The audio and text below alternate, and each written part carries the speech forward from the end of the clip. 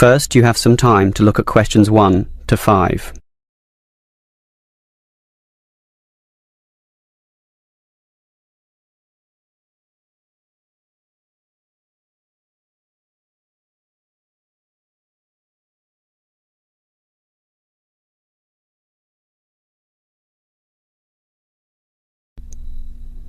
Now we shall begin.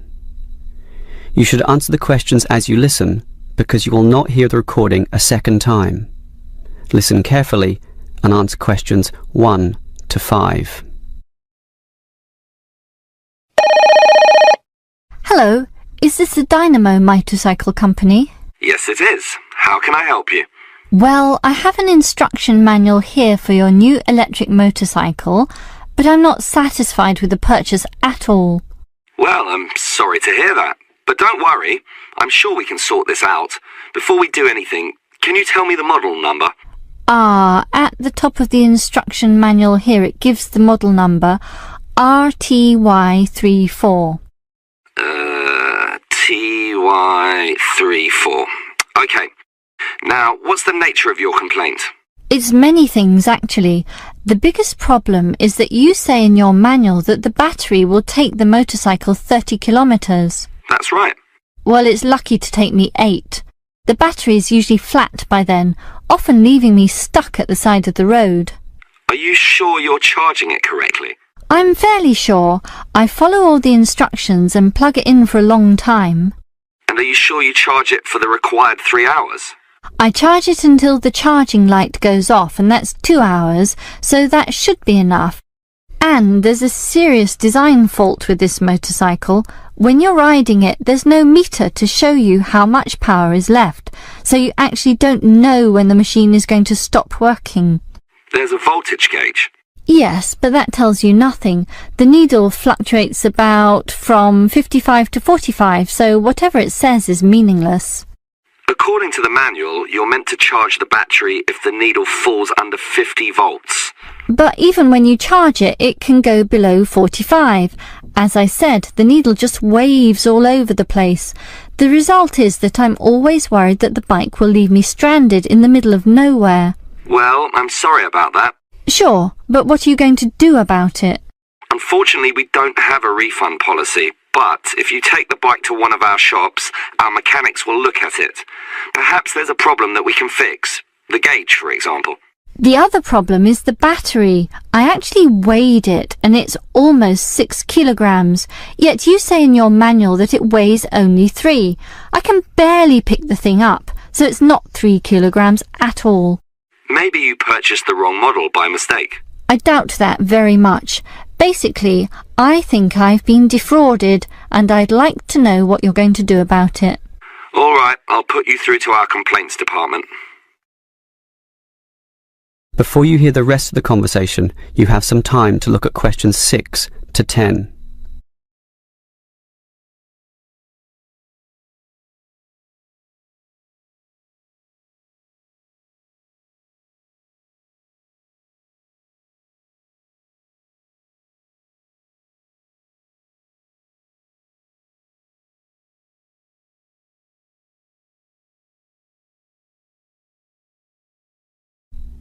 Now listen and answer questions 6 to 10.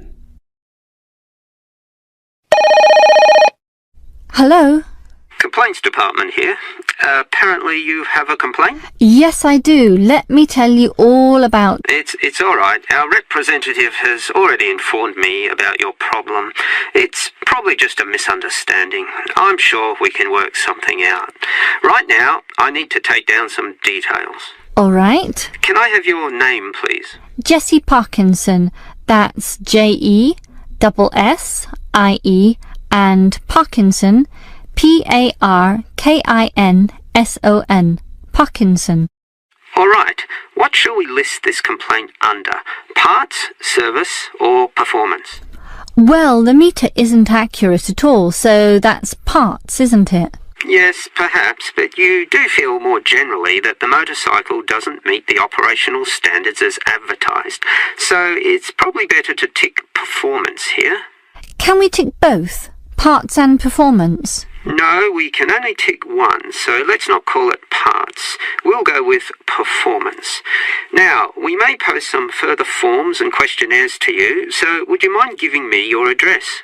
Certainly, it's 45 Melrose Road. Melrose, M-E-L and Rose. Okay, now, your phone number? Just use my mobile phone. That's 0928 982 453. 453. Okay, and if we have any follow-up questions, what time is best for ringing you? Morning, afternoon, night time? Well, I work as a secretary from 9 to 5, but I do get a lunch break which gives me some free time. This break used to be 12:30 to 1:30, but then it changed to an hour later, so it's best to ring me at 2 p.m. since the break now starts at 1:30. All right. That's all for now. We just need to do our own investigation, and we'll probably ring you back tomorrow. I'm sure we can get to the bottom of this. That is the end of part 1. You now have half a minute to check your answers.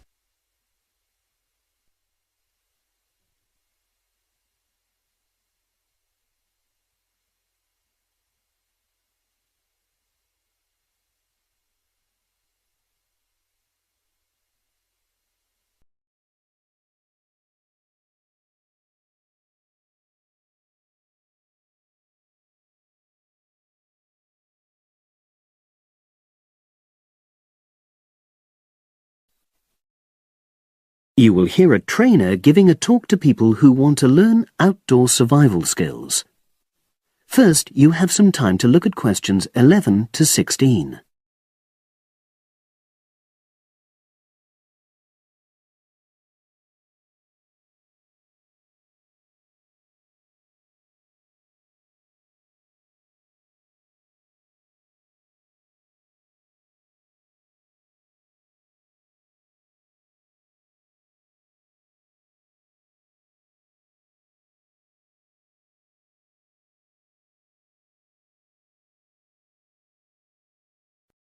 Now listen and answer questions 11 to 16.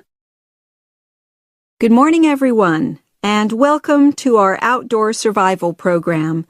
As you know, this week you'll be learning some of the basic information and skills you need to look after yourself independently in the outdoors. These first 2 days will be based here in the classroom, and then we'll be taking a camping trip to put into practice some of the things you've learned. I'm going to start off with the topic of food. And to start with, I'll describe just 2 methods which we'll be putting into practice at our camp, and which make use of natural resources, the steam pit and the bamboo pot. I've got 2 posters here to make things clearer, and I'll start with the steam pit here. To make this, you'll need some dry sticks, some grass, some loose earth, and some stones. And for this week only, some matches. The first thing you do is to dig a shallow pit in the place you've chosen to do your cooking. Let's say about 25 centimeters deep and 30 centimeters wide.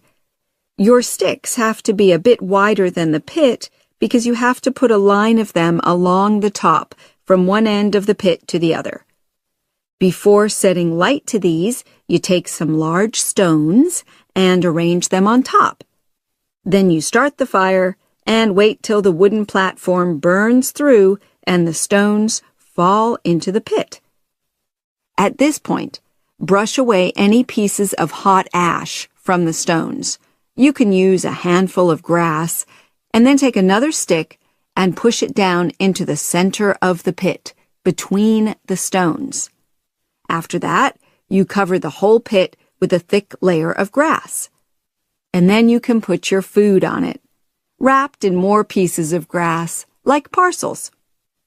Finally, cover the whole thing with earth. You have to pat it firmly to seal the pit. Then all you have to do is take the stick out and pour a bit of water into the opening that it leaves. It should take about 4 hours for your food to cook, as it cooks slowly in the steam that's created inside the pit.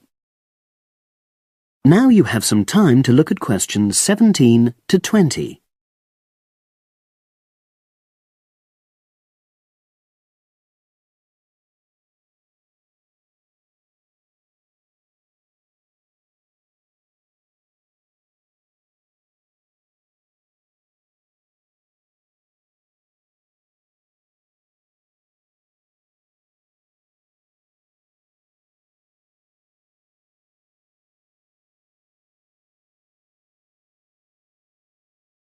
Now listen and answer questions 17 to 20.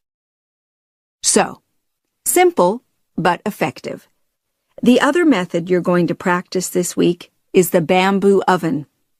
Now, the steam pit is ideal in certain conditions because the heat is below ground level. For example, if there's a strong wind and you're afraid a fire might spread. But when it's safe to have an open fire, you can use the bamboo oven method. You get a length of bamboo, which, as you probably know, is hollow and consists of a number of individual sections with a wall in between. You use a sharp stick to make a hole in each of the dividing walls apart from the end one. Then you lean the bamboo over a fire with the top propped up by a forked stick and the bottom sitting on the ground. You pour enough water in the top to fill the bottom section and then light a fire underneath that section to heat the water. Then you put your food inside the top section and the steam coming up the bamboo through the holes you made cooks it. I'm going to move on now to food itself and talk about some of the wild plants you might cook. I'm going to begin with fungi. That's mushrooms and toadstools. I'm sure you'll be aware that some of these are edible and they're delicious, but some of them are highly poisonous. Now, whether they're poisonous or not, all fungi that you find in the wild should be cooked before eating, because that helps to destroy any compounds in them that might be mildly toxic. But be aware that any amount of cooking won't make poisonous varieties any safer to eat. Unless you can definitely identify a fungus, you should never eat it. It's not worth the risk. And you need to be really sure, because some fungi that are poisonous are very similar in appearance to certain edible varieties. They can easily be mistaken for each other. So, having said all that, fungi are delicious when they're freshly picked, and although they are only moderately nutritious, they do contain minerals which the body needs. I'll move on now to leafy plants, which are generally... That is the end of part 2. You now have half a minute to check your answers.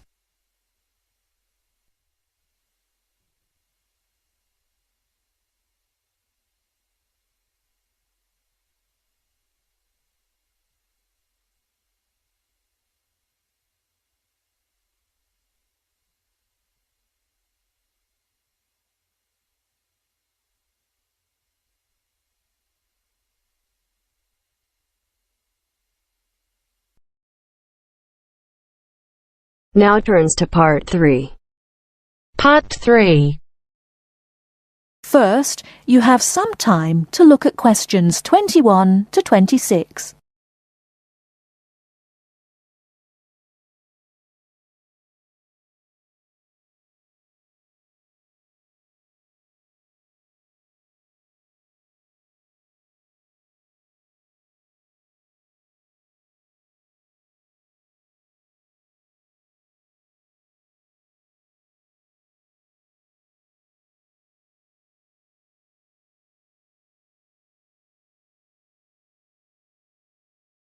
Now listen carefully and answer questions 21 to 26. So, what was it like in your school then, Lynn?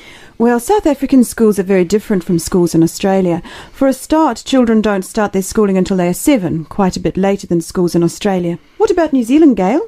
We're more like Australia. I can't believe children don't go to school until they are 7. When do the parents get any free time? Well, there's still the availability of kindergartens or play schools. It's just that formal education doesn't start until later. I don't think it's such a good idea for children to have to be too academic at such a young age. They should be able to just enjoy themselves. Well, yeah, but the first school children go to isn't really very academic. It's just an opportunity for children to learn a few basic social skills by playing and learning with other children. Yes, I'd agree with that. I guess being so close, Australian and New Zealand schools must be similar then. Well, I suppose they do share a lot of similarities, but there are also some differences. For example, children in New Zealand go through intermediate school, but in Australia there's only high school. That's right, isn't it, Pat? Yeah, I think so. What about South Africa, Lynn? Do you have an intermediate or high school? Oh, high school. And now the difference between Australian and New Zealand education is that although both countries have state schools and private schools, our private schools are very often run by religious groups, whereas New Zealand schools are secular. That's not true. There are quite a few religious schools in New Zealand. Oh, OK, maybe we are similar. Only a few South African schools have any religious connection, so I guess we're different. Most people go to state schools. Pat, is it true that some people from your country don't have to go to school at all? Well, that's partly true. Because of the geography of Australia, there are a lot of children who do not have access to schools, at least on a regular basis. Instead, they have a form of correspondence education, where the lessons are actually on the radio and the students send their work in by post. That way they get a lot of what they would if they were in the classroom, apart from the interaction. In New Zealand, not all students have to go to school either. Some parents have opted for homeschooling. Oh, is that like correspondence teaching? We don't really have that. Well, we do have correspondence schools, but homeschooling is different. With homeschooling, the parents teach the children and set them homework. They have to present a syllabus to their local education authority before they can do that, but it is becoming a more popular choice for some parents. I suppose it also suits parents' own commitments. I mean, they don't have to worry about collecting their children from school, and they can always teach over the weekend or in the evening if they want to. Is the school day normally quite long then? Not in New Zealand, but I think it can be in Australia. Yeah, that's right. I think Australia is unusual in that there are extracurricular activities which you have to go to.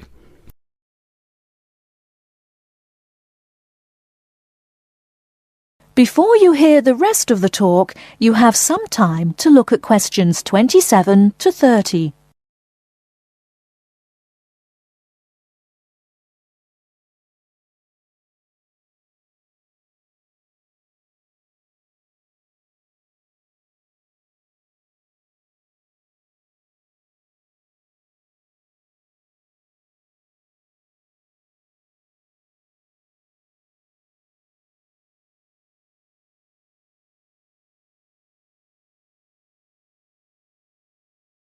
Now listen and answer questions 27 to 30.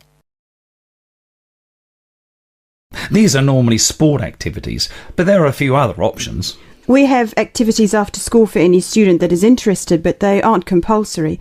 What about in New Zealand, Gail? I had to do some sport every week.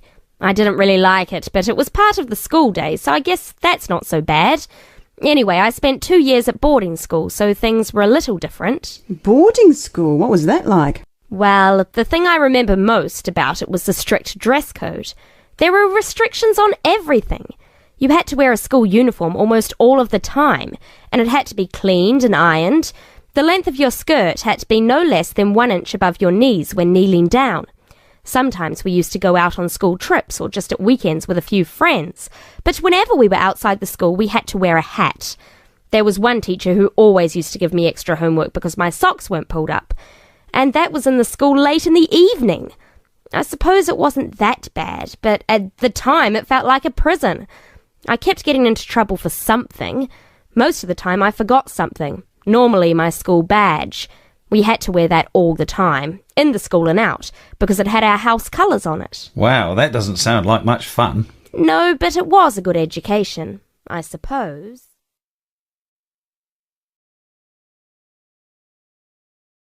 That is the end of part 3. You now have half a minute to to check your answers.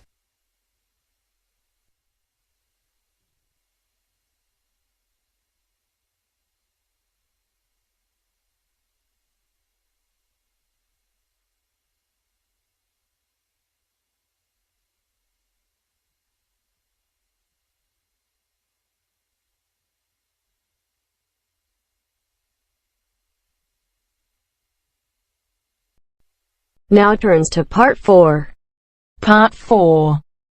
You are going to hear a lecture on ecology. First, you have some time to look at questions 31 to 35.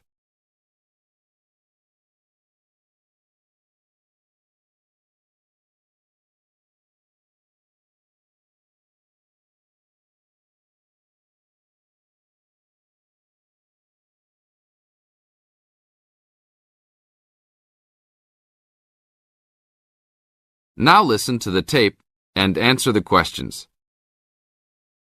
Good afternoon. I'd like to turn it over to Dr. Carey, who will talk about the programme in restoration ecology. Thanks, Chris. A lot of people think that human beings can do whatever they want to the environment. But as Aldo Leopold taught, land is a system of interdependent parts which should be regarded as a community and not a commodity. Well, that idea has influenced what we teach here in our program, where students come from all over the world to learn about restoring native plant communities back into an ecologically natural state. This field is therefore a combination of formal science with practical applications, and that is quite attractive to many people. We have students, for example, from many different nations who come just to take part in this unique program. Our location is also quite unique. We have the world's oldest restored native plant community in Curtis Prairie at the Wisconsin Arboretum.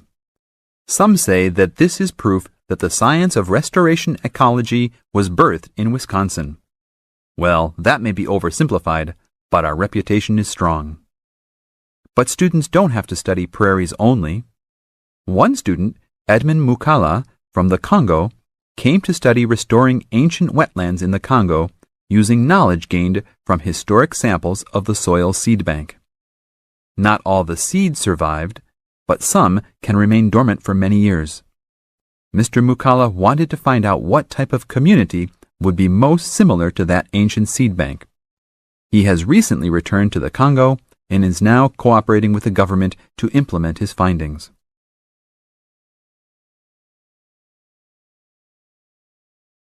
Now look at questions 36 to 40.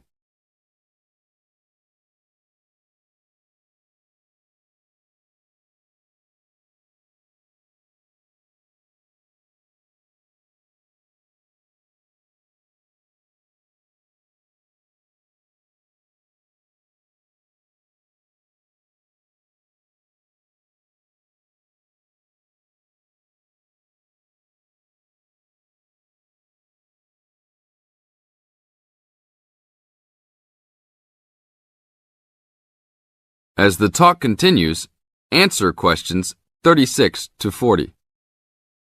So the only prerequisite for doing research here is that it is a native plant community. That means not just prairies, but wetlands, woodlands, savannas, and other environments. We're proud of the diversity of research topics in our program. And we continue to grow. This year we have 32 new students from 8 different countries. When students first arrive, they begin rigid coursework in statistics, ecology, plant identification, and the theory of landscape change. Then they take part in internships at local conservation agencies such as the Arboretum, the Nature Conservancy, the Parks Department, and others. We find internships to be crucial in helping students apply the knowledge they have gained in the classroom. And we're proud to say that, since the beginning, we have graduated 277 students with master degrees from our programs and 122 students with PhDs. Some have gone on to bigger and better things. One graduate is now the director of the Worldwide Fund for Nature in China. Another is the director of Parks Development in California. And others now lead their own research departments in universities around the world.